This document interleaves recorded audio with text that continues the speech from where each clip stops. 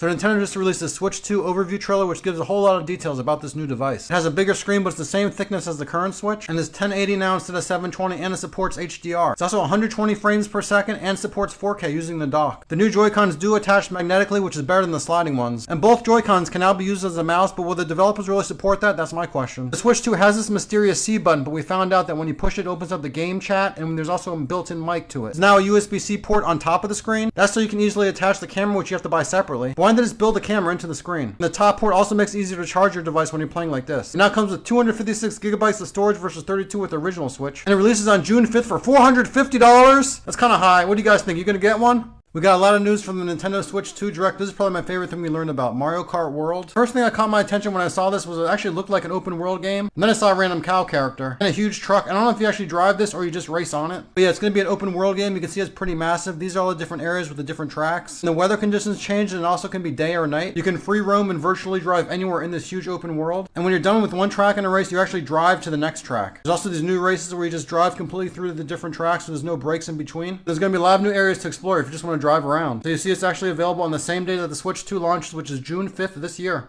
If you're thinking about getting the Switch 2, you better go to Nintendo.com ASAP and register. They're having you sign in with your Nintendo account because they're trying to prevent people from buying and then reselling for a profit. It'll be either $450 for just the system or $500 if you want Mario Kart World included as a digital bundle. That seems like a lot of money for the system, but I still have a feeling it's going to sell out really fast.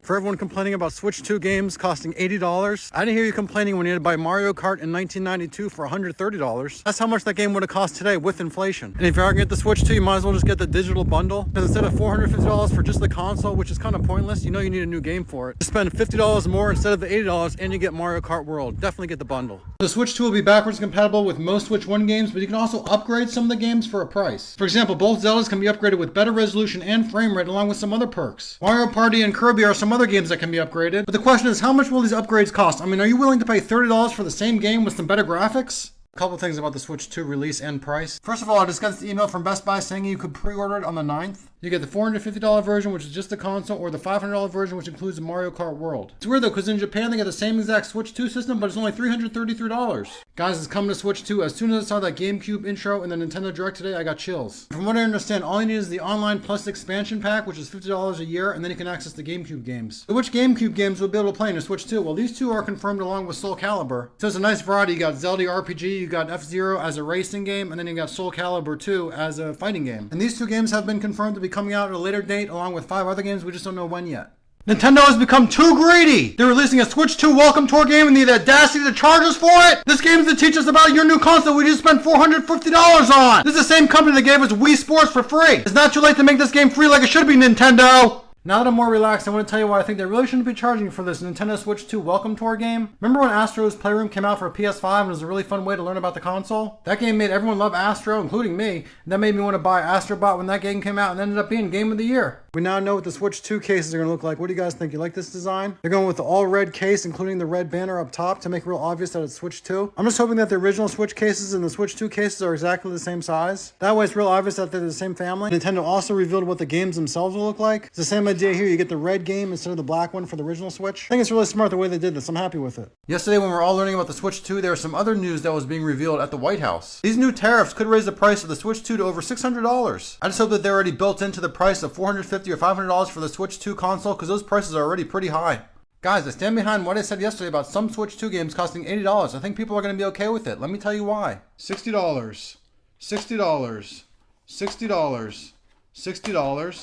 $60, $60. I just showed you over 30 years of Mario Kart prices and you notice that the price hasn't gone up. You know what has gone up? Inflation. Now, not all Switch 2 games are going to cost $80, but the ones that are as big as Mario Kart World, I think that's okay. So Mario Kart World was my favorite game I saw yesterday, the Nintendo 2 Direct, but this is my second favorite game, Donkey Kong Bonanza. The trailer starts off kind of mysterious, but then you see Donkey Kong going through this huge open world with vibrant colors. There's snow levels, he's climbing all over the place. Then you see him actually jump off a cliff and go underground. It looked really cool how at one point he was picking up pieces of the ground and throwing it at enemies and things in his way. I'm not sure what's going on here, but they kept showing this ingot isle. There's even a part where they showed like a 2D Donkey Kong Country type thing. Of course, every Donkey Kong game needs the minecarts, and the cutscenes looked incredible. But did anyone else notice that they changed the look of Donkey Kong? He looks a lot different here. It shows some of the bosses, they look really good. And it's coming out in July for $70. You guys gonna get Donkey Kong Bonanza? The Moo Moo Meadows cow is my favorite new character from the Mario Kart World game. But now we also get Nabbit, this penguin guy, a bee, a crab, That guy, I forget his name. There's a dolphin, and that dude from Mario Sunshine. They're really letting anyone in this game. As someone who loves my Switch Pro controller, it was interesting to see that Nintendo announced a Switch 2 Pro controller. So how is it different? Well, it does have a slight redesign, and it now has a headphone jack right under the D-pad. It also has that new C chat button, and it has 2 new programmable buttons on the back. But the price of that new controller is kind of high, $80. I think I'll stick with my original Pro controller, and I like the look of this one better. Nintendo's really now making us read the fine print when we buy our physical games. Because for some of the physical Switch 2 games, it says the game itself is not included on the key card, so you'll have to download it before you can play. I know they kind of already did this with the Switch, but not to this extent. Usually with the Switch ones, you usually get the base game or part of the game, but here it looks like you get nothing. They're just calling it a game key card. All it does is prove that you own the game. They want us to go all digital so bad, and this is their way to push us along. When I first saw the Nintendo Switch 2 camera yesterday during the Nintendo Direct, I thought, God, that thing looks boring. There's nothing really too exciting about it. I don't want that thing being displayed next to my TV. Well, what if there's a piranha plant next to your TV that looked like this, and then when you open up the mouth of the plant, you got the camera that pops open like this? That's actually an alternative Switch 2 camera, and in my opinion, that's a much better conversation piece to have laying around your house. We got some news about the Switch 2 battery life, and it's not good. So the current OLED model Switch will get you between 4.5 to 9 hours of battery life. The Switch Lite has a smaller screen, but it also has a smaller battery, so 3 to 7 hours. Guys, you're not going to believe the battery life of the Switch 2. 2 to 6.5 hours of battery usage. So that means if you're playing a really powerful game on the current OLED Switch, it gets you 4.5 hours of battery life. But the Switch 2 gets you less than half of that at 2 hours? This could be a serious problem.